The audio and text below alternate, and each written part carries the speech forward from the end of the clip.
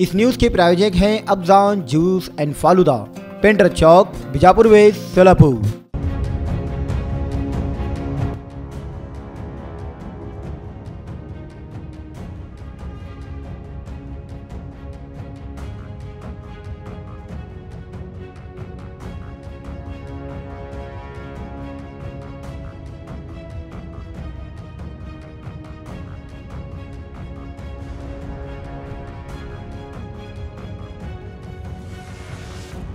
ऐकून घ्यायला तयार नाही। शासन निर्णयपणे आम्ही म्हणतो आम्हाला 1 दिवसाची आमची बाजू मांडण्याला वेळ द्या, पण कुठलाही अधिकारी न ऐकता गादीवरची भाषा करून या ठिकाणी गोरगरिबांचे दुकानं उद्ध्वस्त करीत आहेत। या सरकारचा आणि या प्रशासनाचा जाहीर आम्ही निषेध करतोय आणि निषेध करून या ठिकाणी जर कायदा सुव्यवस्था बिघडला त्याची सर्वस्व जबाबदारी लकडे साहेब असतील, याची शासनाने दखल घ्यावी। पुढचा विषय असा आहे, आम्हाला या लोकांनी 1 दिवसासाठी आमचं म्हणणं मांडण्यासाठी वेळ द्यावं आणि आमचं ऐकून घेतल्यानंतर जर तो कायद्यात बसत नसेल तर यांनी अतिक्रमण काढून घ्यावं। 15 मिनिट वेळ द्या। आम्ही पहिला आता सीपीला भेटायला जातोय, सीपीने नाला त्यांना भेटतो। मेंबर आपण पीआयसी बोललात, काय बोलले तुम्हाला तरी? आम्हाला वेळ दिले अर्धा तासामध्ये सीपी आणि मनीषा आवळे मॅडमला भेटायला सांगितलं। आम्ही आता त्यांना भेटायला चाललोय। आता सध्याला हे वेळ नाहीये। आता लोकांचं पोट आहे, 40 वर्ष हे लोक या ठिकाणी व्यवसाय करतात। त्यांचा विचार सीपी साहेब आणि मनीषा आवळे मॅडमनी करावा, यासाठी आता आम्ही निवेदन घेऊन त्यांना भेटायला चाललोय। काय कल्पना दिली होती का नाही दिली होती? पहिला तर सर्वातपेक्षा आम्हाला काही पण कल्पना दिली नाही। एका दोका खोक्यादाराकडनं सांगितले, पण तिने संध्याकाळी सांगितले, सर्व उपासचा वेळ होता, आम्ही सर्व गेलेलो होतो, आम्हाला काहीच कल्पना भेटलेली नाही।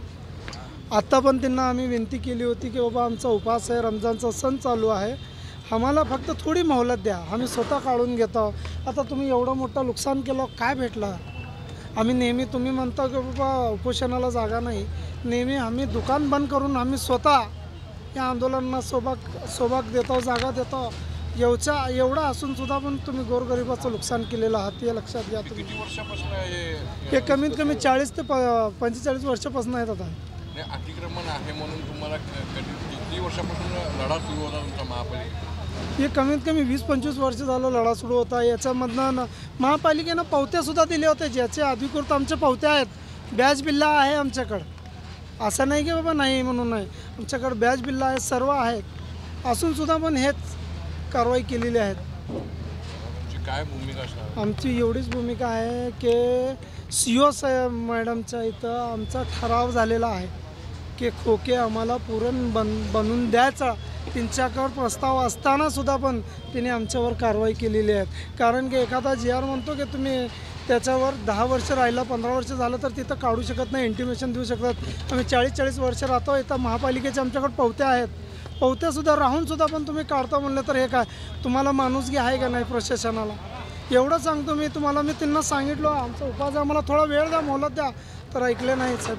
तिने आमच्या सर्व कुटुंबाचा संसार उद्ध्वस्त केला साहेब। पुढील दिशा काय असणार? पूर्वी दिशा असं आहे की आम्ही CO मॅडमकडे जाऊन बसणार आहेत, आमची जे झाली आहे आणि प्रशासनानं आम्हाला भरपाई करून देणं हे त्यांचं कर्तव्य आहे। कारण की आम्ही महापालिकेच्या जाग्यामध्ये असतो तर त्यांचं कर्तव्य आहे शासनाचं।